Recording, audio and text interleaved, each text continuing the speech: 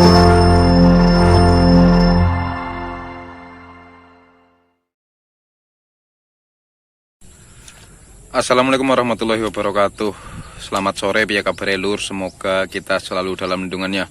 Jadi pada kesempatan kali ini saya berada di kebun cabai rawit ori saya. Ini yang populasi 1500 batang dengan usia 31 hari setelah tanam. Ya, seperti ini kondisinya.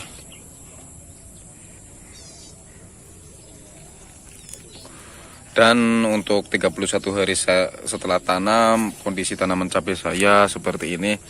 Ini sudah ada yang mulai terserang hama lagi, itu sudah mau keriting lagi. Jadi ya biasalah, cabai umur segini pasti hamanya ada aja. Dan ini yang dulu terserang keriting parah, sekarang sudah membaik seperti ini ya.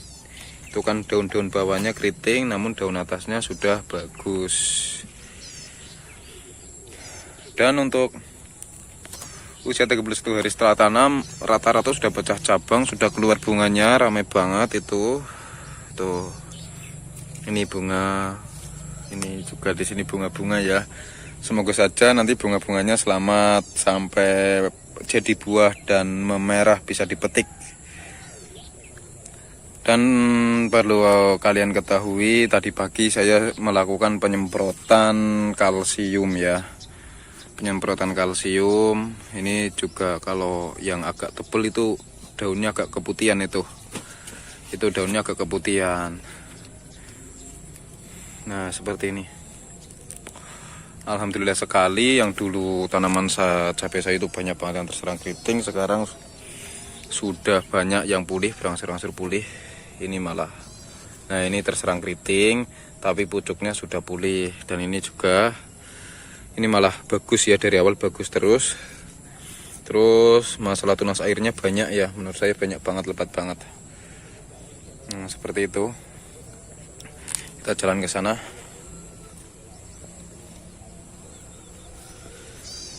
Dan ini lagi dalam proses pengikatan ya, cuman belum selesai itu pengikatannya, seperti itu. Diuntil sekalian ben nggak begitu apa ya namanya, nggak begitu ngerembakah ya, jadi agak kumpul kayak gitu kan, lebih kenceng dan lebih tahan dengan angin.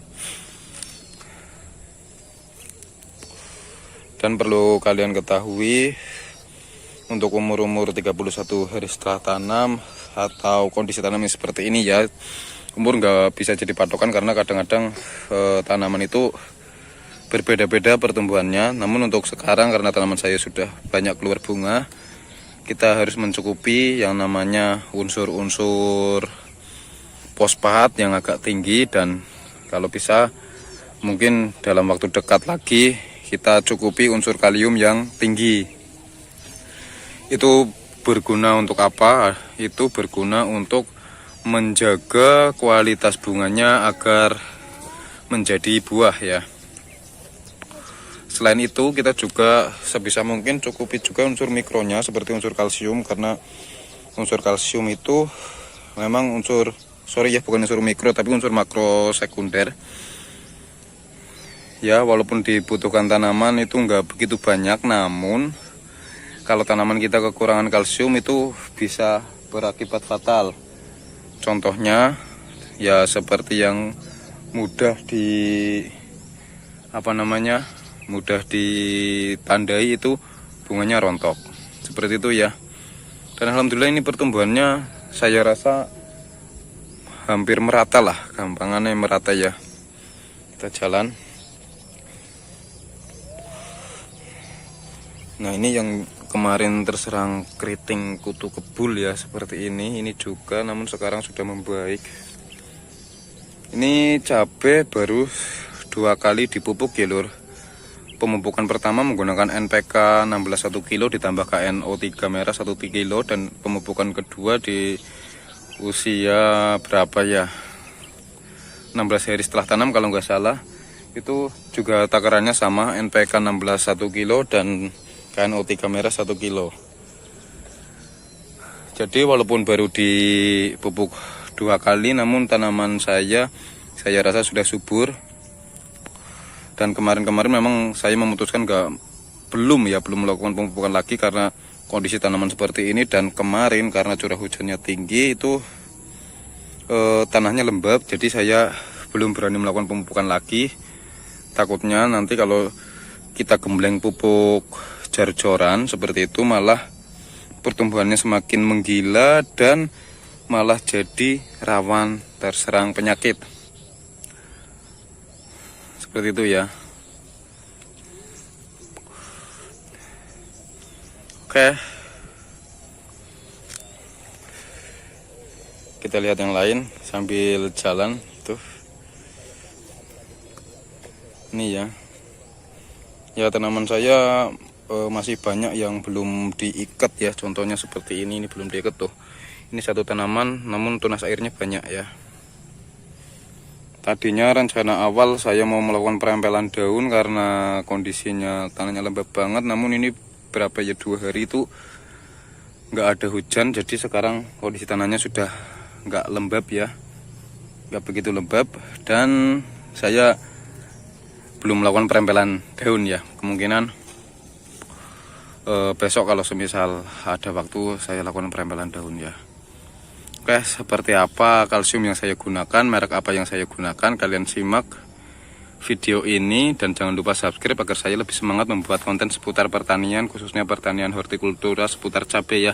Dan jangan lupa nyalakan loncengnya agar saya lebih semangat agar kalian selalu mendapatkan notifikasi pertama ketika saya upload video. Oke, kita langsung ke amunisi yang tadi pagi saya gunakan.